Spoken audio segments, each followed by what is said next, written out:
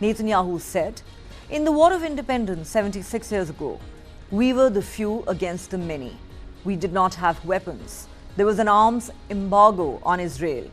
But with great strength of spirit, heroism and unity amongst us, we were victorious." Israel's Defense Minister Yoav Gallant too has dismissed the US warnings, saying Israel's enemies as well as best of friends should understand that the country cannot be subdued. We will stand strong. We will achieve our goals. But for all the bravado, Netanyahu's government has indeed come under pressure after the US decided last week to suspend the delivery of 1,800 2,000 LB bombs and 1,700 500 LB bombs over fears that these could cause civilian deaths in Rafah.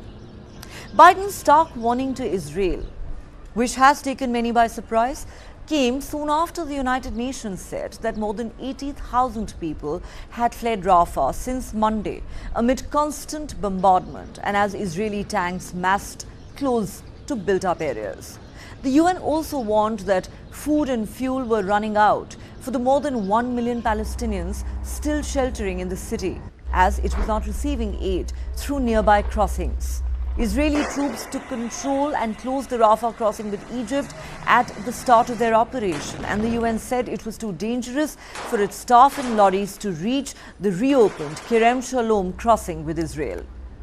Israeli forces say they are conducting targeted raids against Hamas in the city of Rafah, but the Israeli government has refused to rule out a full-scale invasion. US analysts say that is what led to Biden's warning that he would not supply Israel with the munitions that it can use in Rafah. White House National Security spokesperson John Kirby said President Biden does not believe smashing into Rafah would advance Israel's objective of defeating Hamas. But he added, an enduring defeat of Hamas certainly remains the Israeli goal, and we share that goal with them.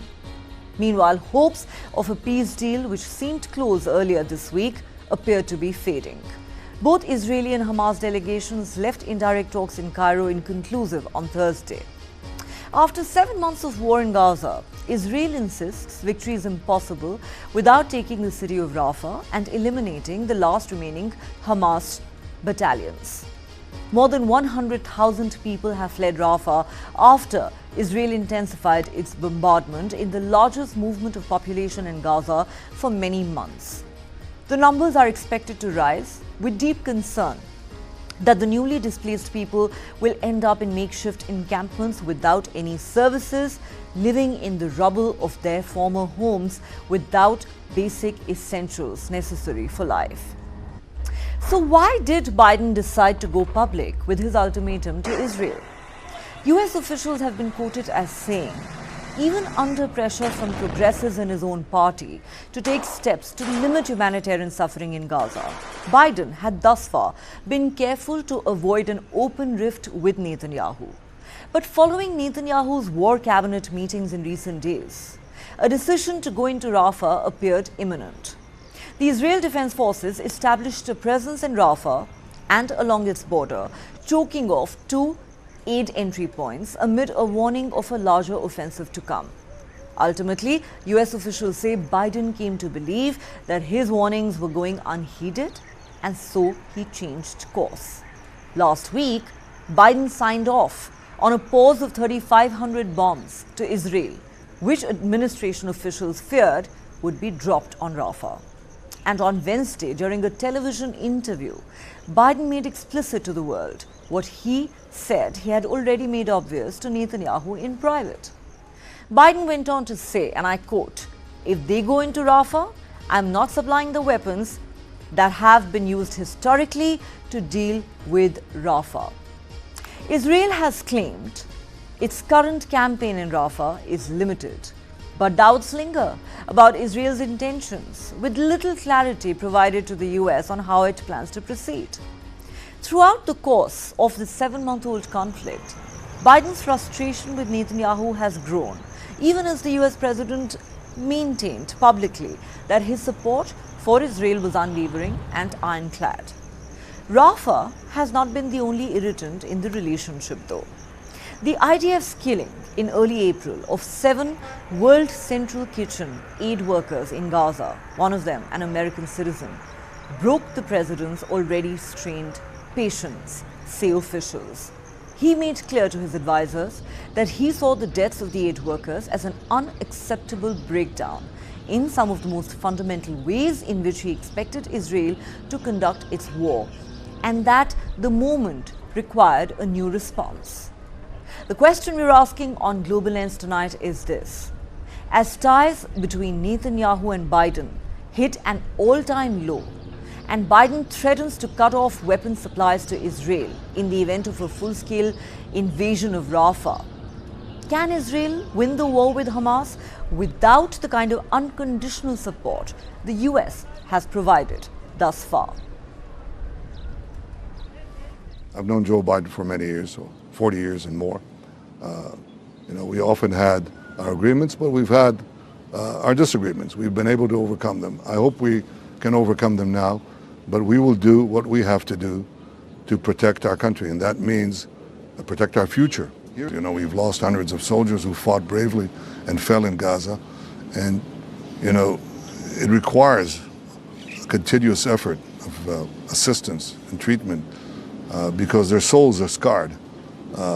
But at the same time, we also think about the reconstruction of Gaza once we eliminate these terrorist thugs who are controlling it. If Israel has to stand alone, we'll stand alone. But we also know we're not alone because we have so many decent people everywhere who do support us, who do understand the truth. And we will defeat our enemies and we will secure our future. The United States has provided, so far, unprecedented security assistance to the State of Israel, to the IDF during the war. What is equally important is the military assistance and cooperation between the American Central Command and the IDF. This was manifested on the night of the attack from Iran, but also during the course of the war. The Chief of Staff, Lieutenant General Herzi Halevi, is speaking to his counterpart, General Michael Kurilla, Commander of United States Central Command, every day, on the war efforts, on the challenges in the region. Even when we have differences between us, we resolve them in closed rooms. The State of Israel has its security interests, and we are also attentive to the interests of the United States, and this is how we will continue to operate. We will stand alone if we have to. We will fight with our fingernails, says Benjamin Netanyahu, as Biden threatens to cut off weapon supplies to Israel.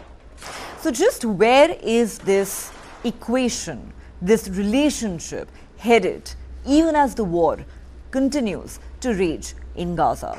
We look at some of these fundamental questions with our panel of experts on the other side of this very quick break.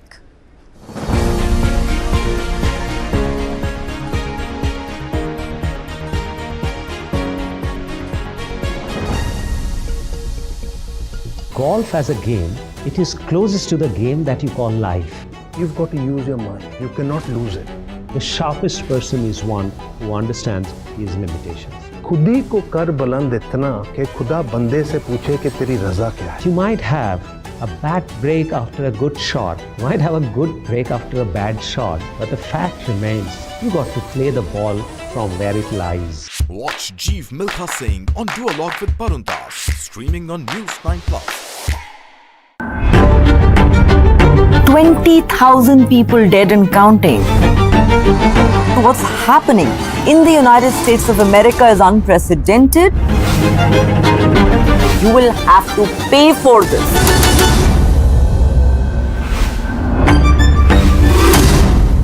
I try and convert almost everything in a kind of a mathematical formula. You should always stretch more than you can reach. Listening is very important. Because if you don't listen, how would you know what the problem is? Everybody who's working in and around me, their personal well-being is also a responsibility that I carry. Great leaders have shared vision. This and more. Streaming on News 9+. Subscribe and get free vouchers.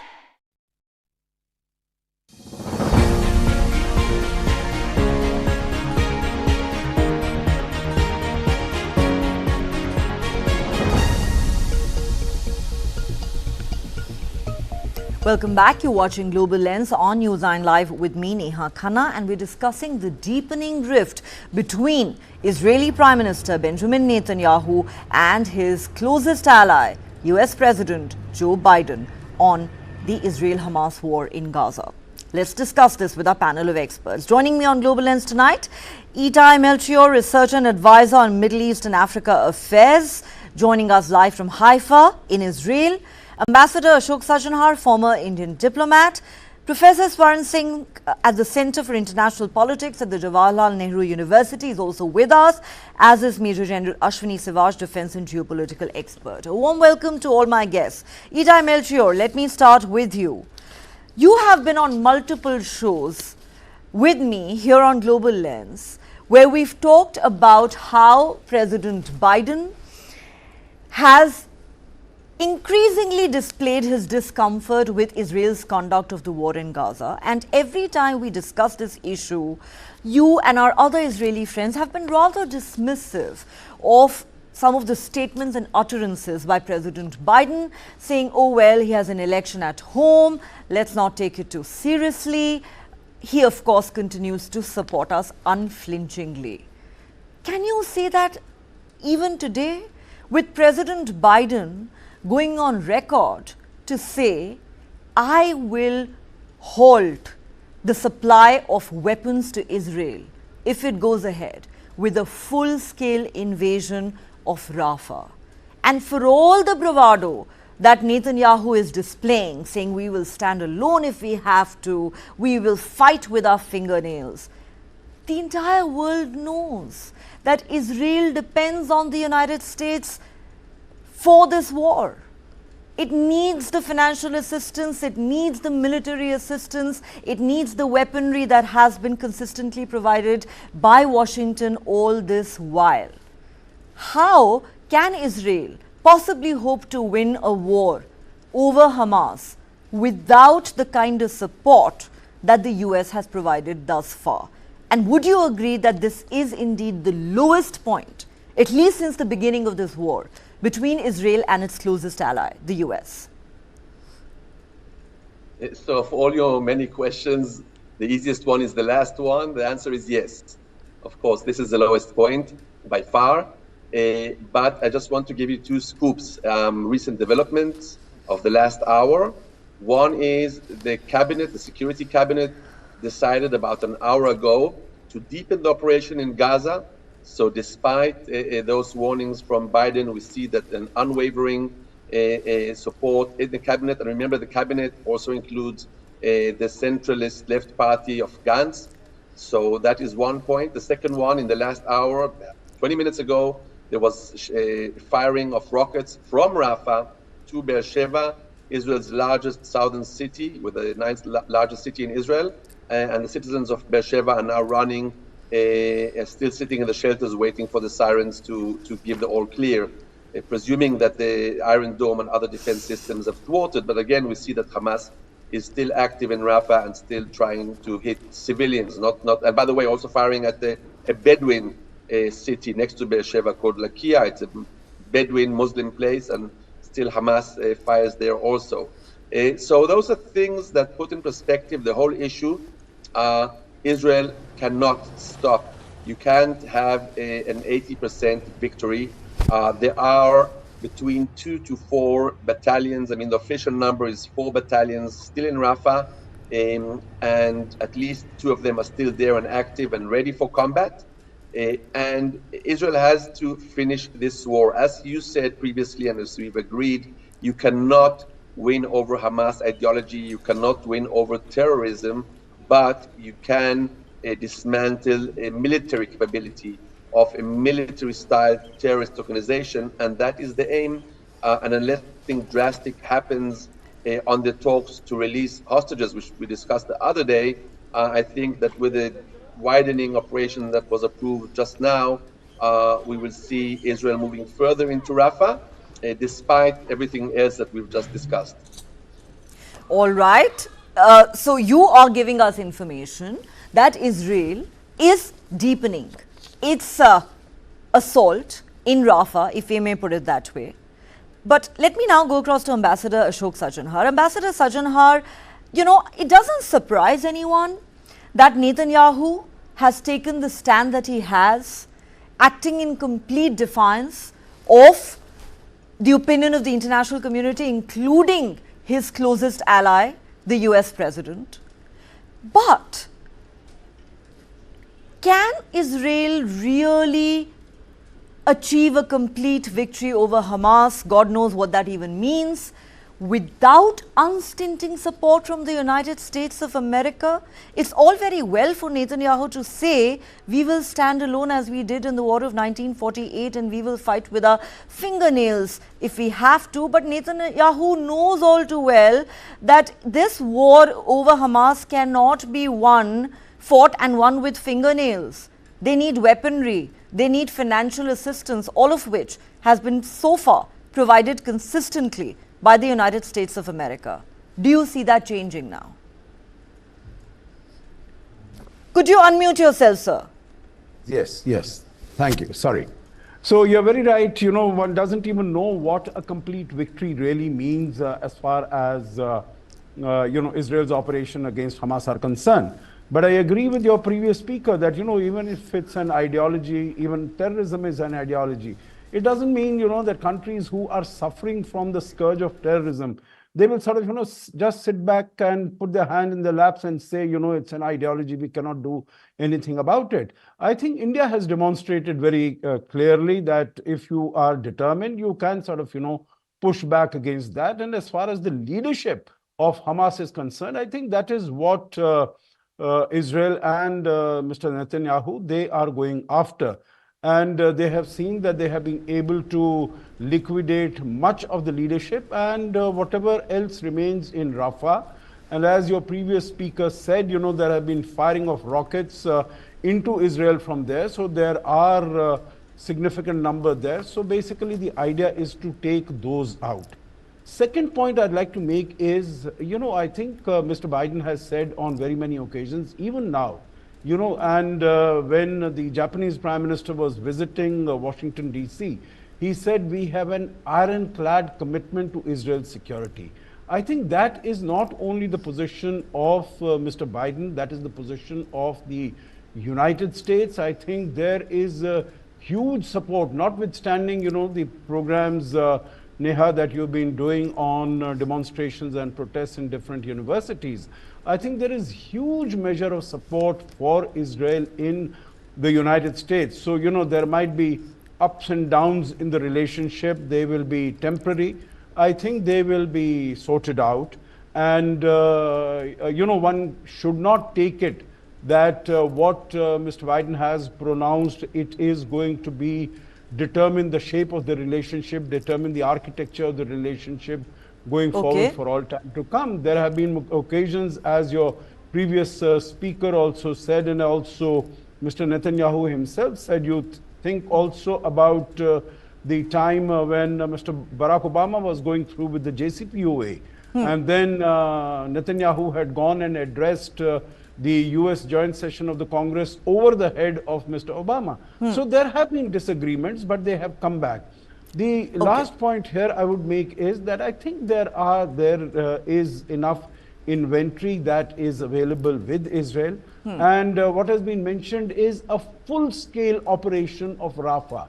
Now we'll have to see what sort of, what is the nature of operation that Israel conducts in Rafah. So I think, and you know, also we've been talking about that these are domestic compulsions, electoral compulsions, due to which Mr. You could say that, but you know, I beg to differ, and I need to take a quick break here. We'll continue this conversation on the other side, but the reason I have to differ with both of you on this point is because just last week, the United States did stop a shipment of 3,500 heavy bombs for Israel. So is Biden now beginning to act on his threats? We'll look at that on the other side of a quick break.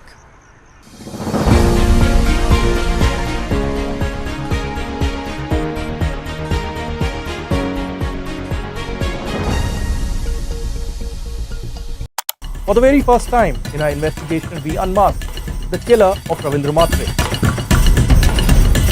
In 5G, we have to stand with the world, and in 6G, we have to lead the world. Winning a Grammy was an absolutely surreal experience.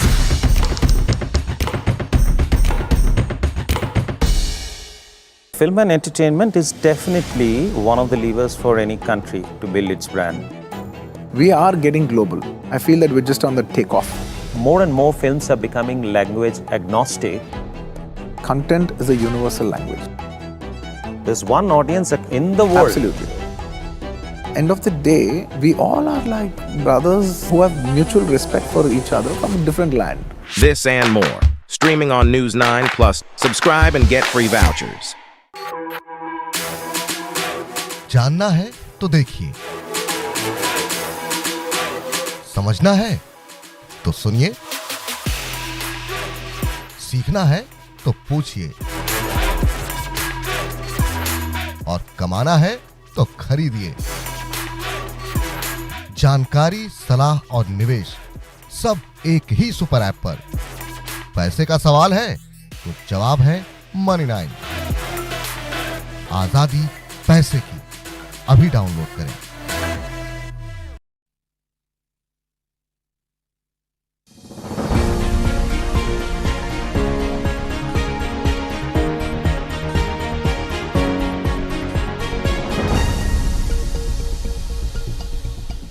Welcome back. You're watching Global Lens on News 9 Live with me, Neha Khanna. Let me now go across to Professor Swaran Singh.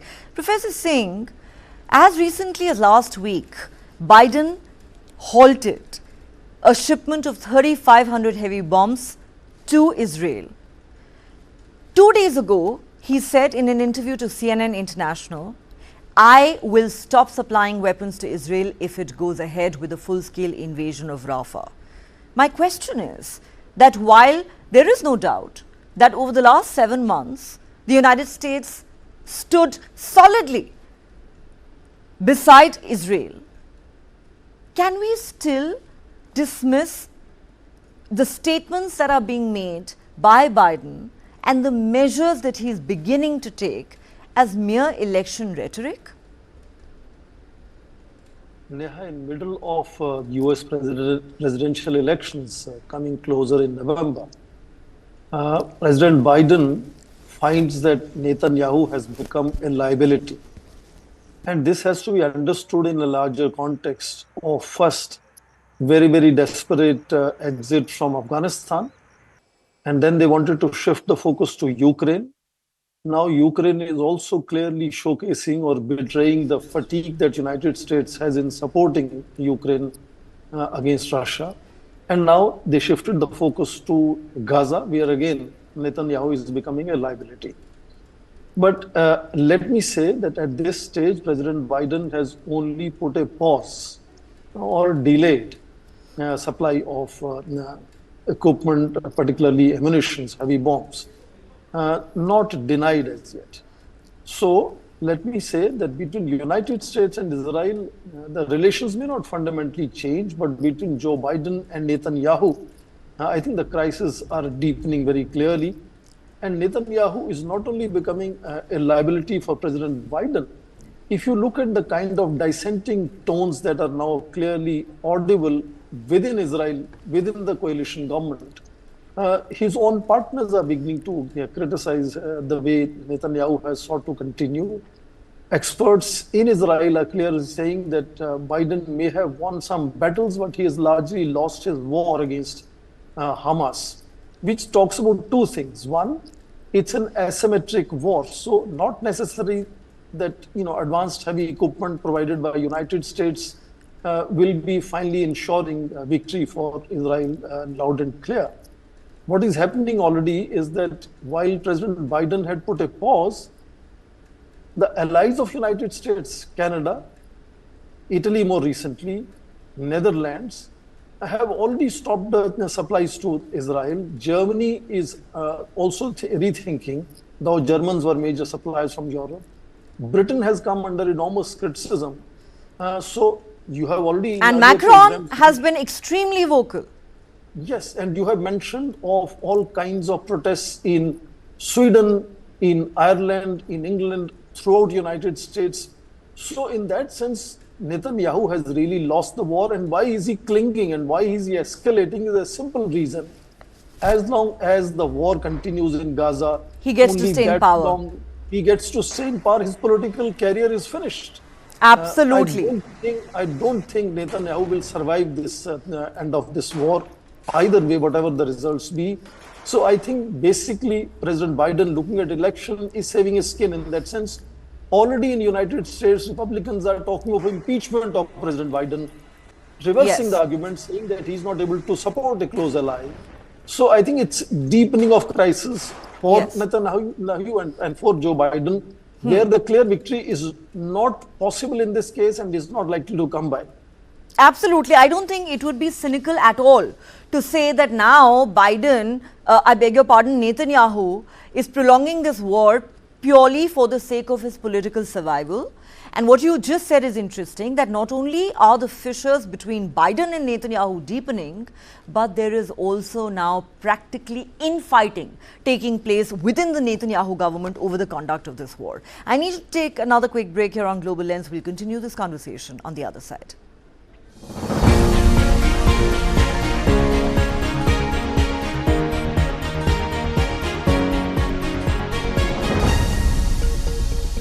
Start with the end in mind. You need to know where you want to reach. Every morning that we wake up, we are exercising our choice. The destiny is decided. The results are known that I'm going to win. Life of a goalkeeper is something which has always intrigued me. When you come into a stadium, this is the highest level of pressure. When I set out to do something, I decide in my mind that failure is not an option. What you feel very strongly about, those are the stories to tell. I have a mind which is absolutely restless. Mind and body are entangled sensations. That brings me back to golf. It's an amazing game. This is not a perfect game. You only learn from them. If you have a formula to a success, then you can replicate it. I feel this is my first step. I'm starting now. Winner is first born in the mind. I think, therefore I am. We are all about our mind.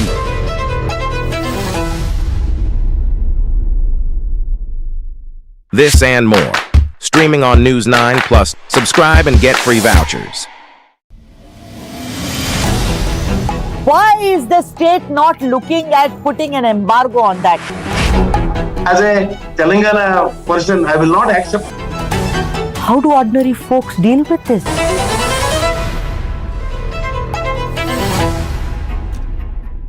Film and entertainment is definitely one of the levers for any country to build its brand. We are getting global. I feel that we're just on the takeoff. More and more films are becoming language agnostic. Content is a universal language. There's one audience in the world. Absolutely. End of the day, we all are like brothers who have mutual respect for each other from a different land. Watch Allu Arjun on Duologue with Barun Das. Streaming on News 9 Plus. There's a new video around what deepfake can do. We have seen a trailer of this a few days back. Rumors should not be only on the platform. We'll have to wait and see how those play out. Hindenburg's report cannot be taken as gospel of truth.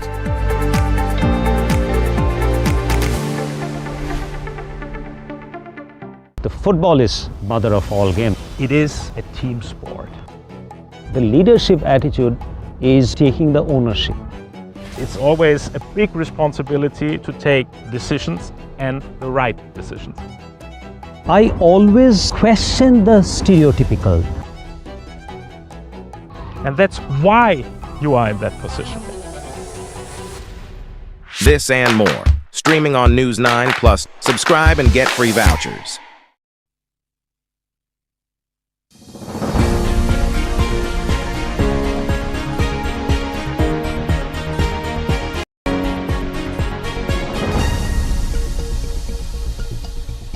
Welcome back. You're watching Global Lens on News 9 Live with me, Neha Khanna. Let me now go across to Major General Ashwini Sivaj. General Sivaj, thanks for your patience. I want to ask you a simple question. If Biden does in fact begin to act on his threats, the latest being I will stop supplies of weapons to Israel if they go ahead with a full-scale invasion of Rafah. Do you believe Israel can actually do this on its own, win a war over Hamas without support from the United States? Yeah, Neha, as far as Israel is concerned, there is no choice. In case if Israel do not attack Rafah, then you will think that about 30 to 40% of military power of Hamas remained intact. The two aims which were there of Israel was, one is destruction, the military capability of Hamas, and second is to get back the hostages. Either of them has not been achieved. Whether he gets support from US or he has a domestic political pressure, he has no choice but to attack Rafah and try to eliminate the maximum military power of Hamas. There are 4 brigades which are intact in Rafah. They are basically cornered in Rafah, that the Israeli forces have managed to bring them from north and the central Gaza to now the southern port, and they have been surrounded. Now the point which comes is, can Israel go alone by itself? Yes, they can go by itself because they have enough weapon system available with them as far as artillery guns are concerned, and also the smart bombs are there. Now, as they come closer to the Rafah, it will be a fight by built-up area. And this will be an infantry intensive war, which we have been fighting in Kashmir Valley. We know it, how it will work. So therefore, one thing is very clear, that as far as Netanyahu is concerned, though there is a domestic and political pressure, also he has to continue war, but militarily it does not make a sense to stop the war now. In case he stopped the war, then the military power of Hamas, almost 30 to 40% remain intact. So therefore, there is a military compulsion that he has to attack. The Israel has to now make sure that Hamas is defeated in Rafah.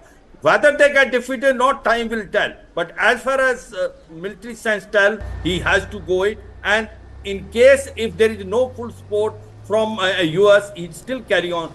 To me, it looks like that there is a test seed that the Rafah will be attacked and from all sides. And though this war may continue for longer time, but that is the only alternative to Israel as on today if they want to finish off Israel, also as far as Hamas military capital. My another point is small issue that in case the hostages are there, there is a danger the hostages may be now eliminated. As it is, the Israel knows it. They don't know how many hostages are still alive because this Hamas is not coming clearly. 36 are already presumed dead because they are unaccounted for. But then, Israel can also be asked why it continues to scuttle every ceasefire proposal that is placed on the table. Okay, but I take your point. You are saying Israel has no choice but to continue with this war, to continue with an invasion of Rafah if it has to decisively defeat Hamas. Is that even a realistic target? We don't know. Itai Melchior, let me come to you. While you and Ambassador Sajjan and others have said that a lot of what Biden has said constitutes little more than election rhetoric. However, there are many others, like Professor Swaran Singh, who you heard in the earlier segment, who believe that, Biden is indeed frustrated with Netanyahu. He now sees him as a liability, especially ahead of that crucial rematch with Trump in November this year. My question is that, at this point in time, how do you think the war is really poised? Can Israel really do it on its own if Biden were to carry out his threat of stopping weapon supplies in the event of a full-scale invasion of Rafah? And what do you say about, the argument that's being made by many who say that there is now infighting even in Netanyahu's government over how this war is being prosecuted, and Netanyahu wants this war to continue for the sake of his own political survival? So I'll agree with the general.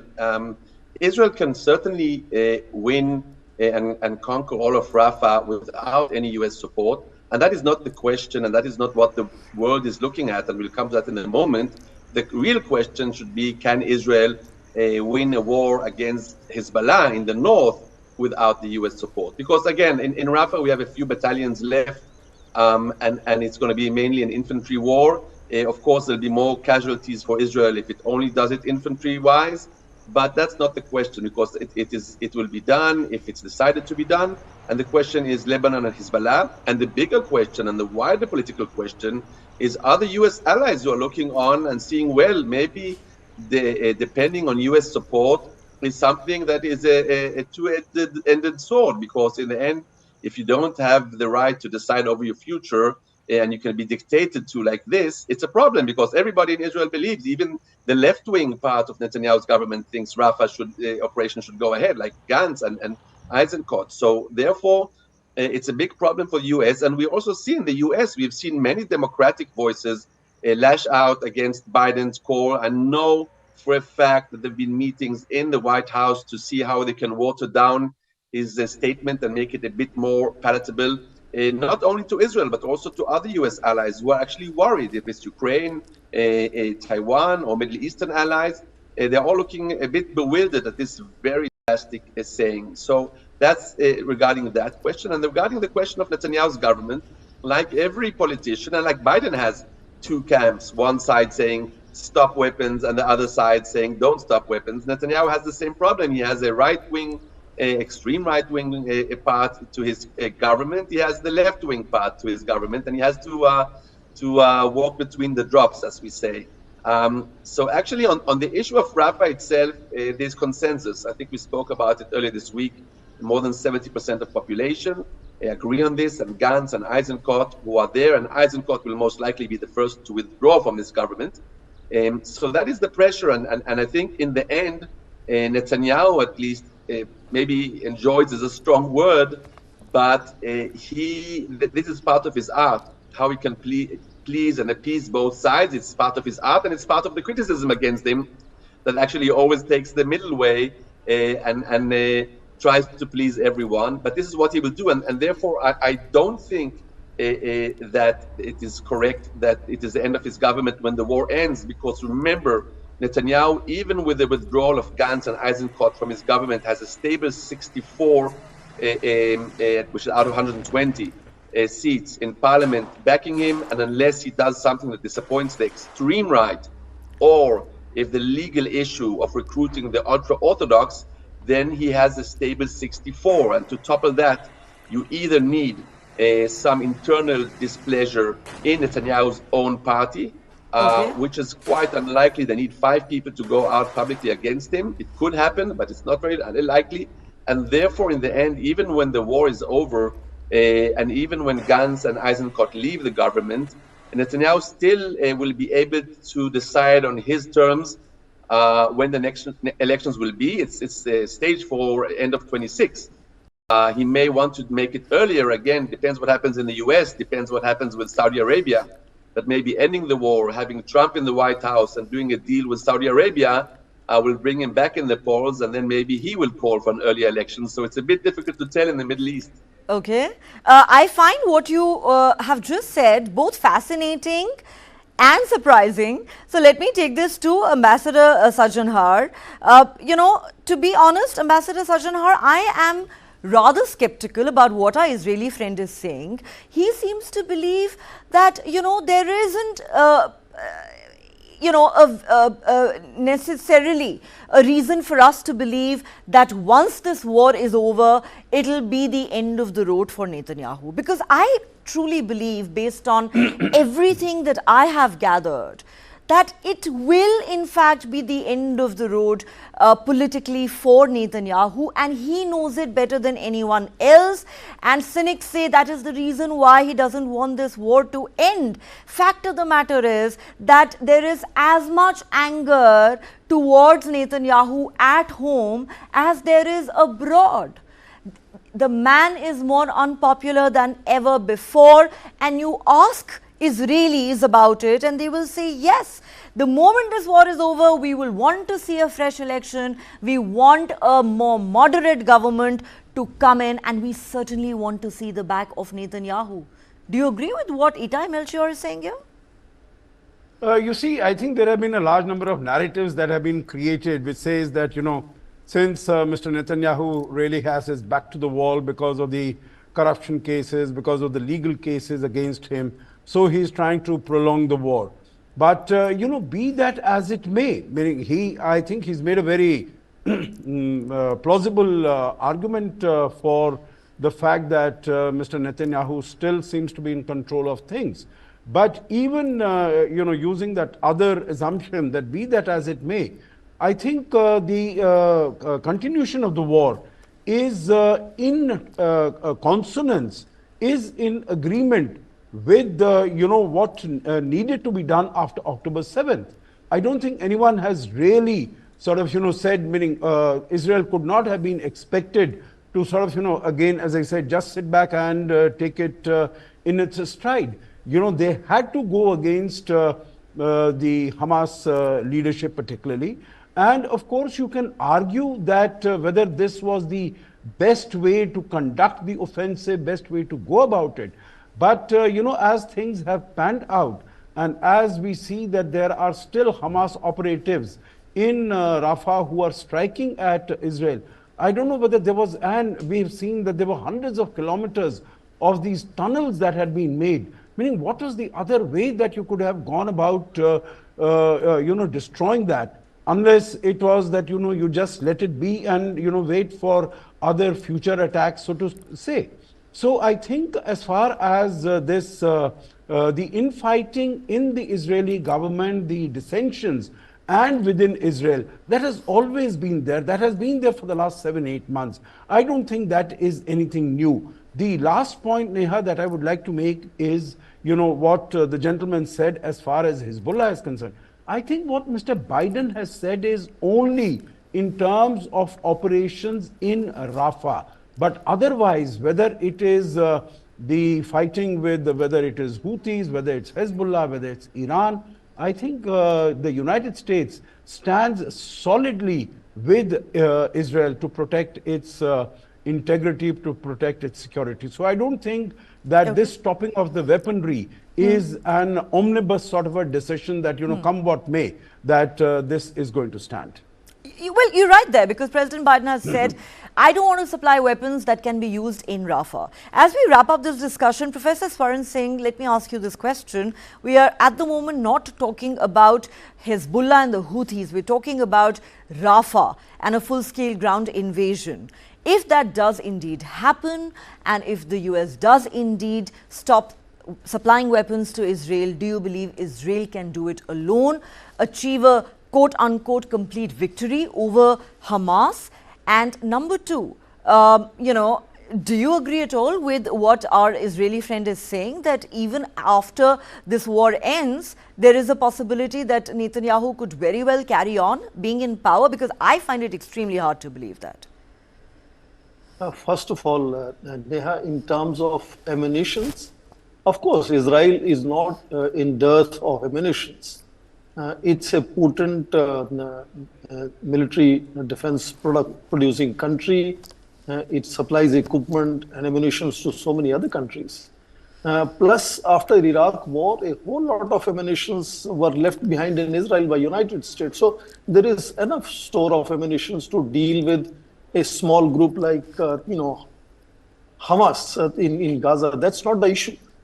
Issue is to appreciate that in asymmetric wars, having advanced equipment has not been always useful. You look at what happened in Afghanistan with Taliban.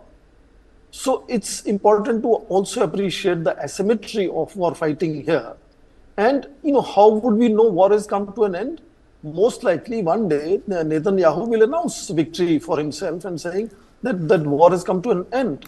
But war has already expanded to, for example, Damascus, to Lebanon, bringing Iran into it, Houthis, and so on.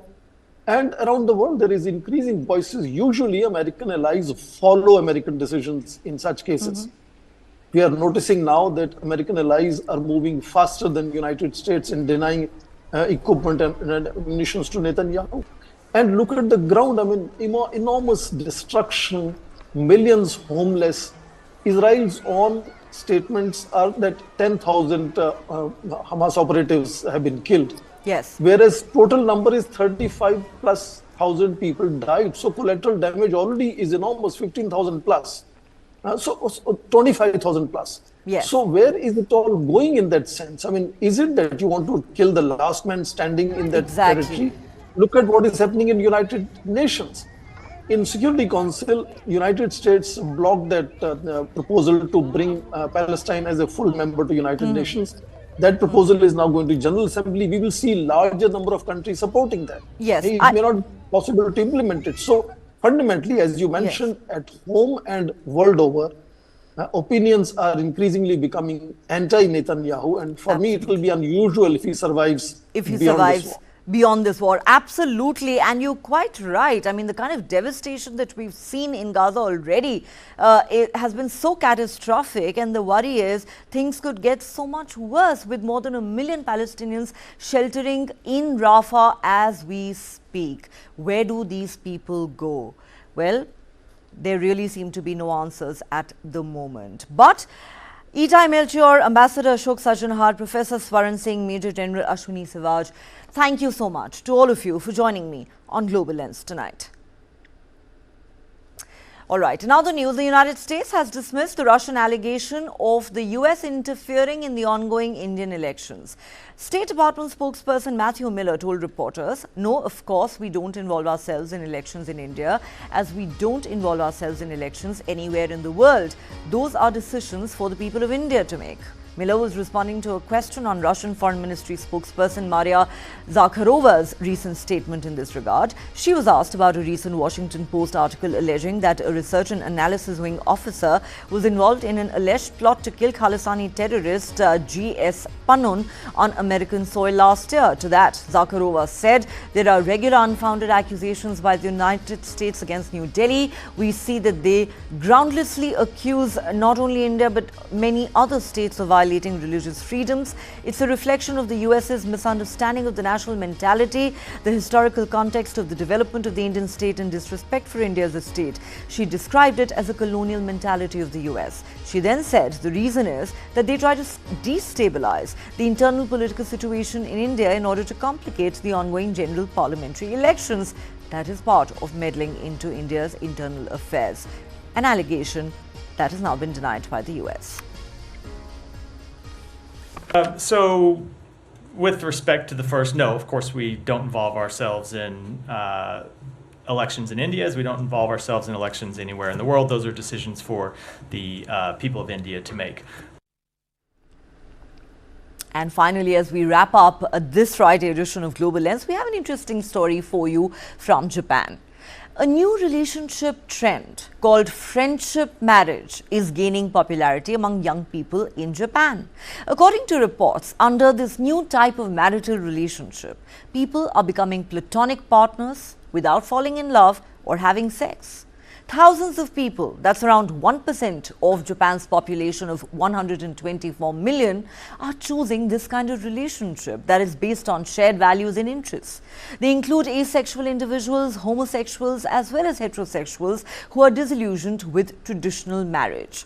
An agency called Colorus, which specializes in friendship marriage in Japan, has shared the data on this new trend. According to this data, since March 2015, around 500 people in Japan have entered into this type of marriage. They have formed households and some have even raised children. So what exactly is a friendship marriage? It's a type of relationship where partners are legally spouses but without romantic love or sexual interaction. They can live together or separately. Couples can also decide to have children through artificial insemination. In this relationship, both individuals are free to even pursue romantic relationships with other people outside the marriage as long as there's a mutual agreement. One person has been quoted as saying, "Friendship marriage is like finding a roommate with similar interests." They said they have been in such an arrangement for 3 years and are quite happy. Another said, "I'm not suited to be someone's girlfriend, but I can be a good friend. I only wanted someone with similar tastes, to do things we both enjoy, to chat and laugh with."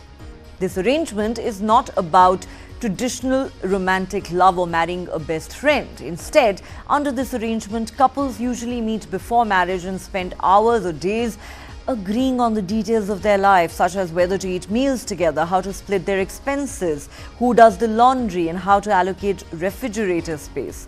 Despite seeming unromantic, such discussions have helped nearly 80% of couples in this relationship type to happily live together, according to colorists. The agency says in many cases, some couples even have children together. Reports say people interested in friendship marriage are on an average 32.5 years old, with incomes exceeding the national Japanese average. This trend is also gaining traction amongst asexual individuals and homosexuals trying to avoid traditional marriage patterns. Some homosexuals who dislike traditional marriage patterns or romantic relationships but are subject to societal pressures have also been embracing this new trend. Although these types of relationships sometimes end in divorce, the advantages include enjoying policy benefits, companionship, and helping those who feel lost, dislike traditional marriage, or consider themselves social outcasts, says colorists.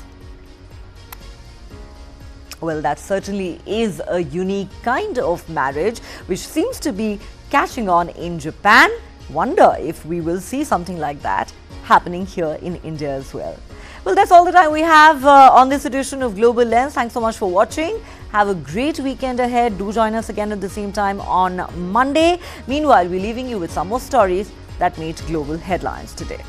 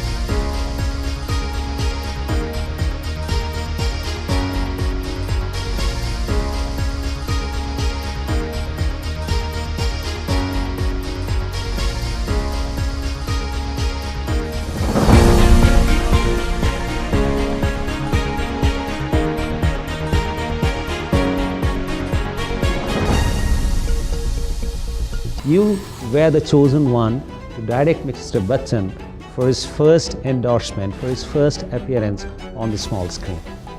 It was a life-changing moment. Have you been a rebel with a cause? There was a sense of responsibility, there was a sense of frustration. Are you worried about cancel culture? You tell a story with a fierce psychosis, you're gonna spoil it anyway. This and more. Streaming on News 9 Plus. Subscribe and get free vouchers. A defiant performance by Ten Hag's men. Now standing at 7 feet 4 inches, Satnam Singh is making his way into professional wrestling. We are getting more good news for India.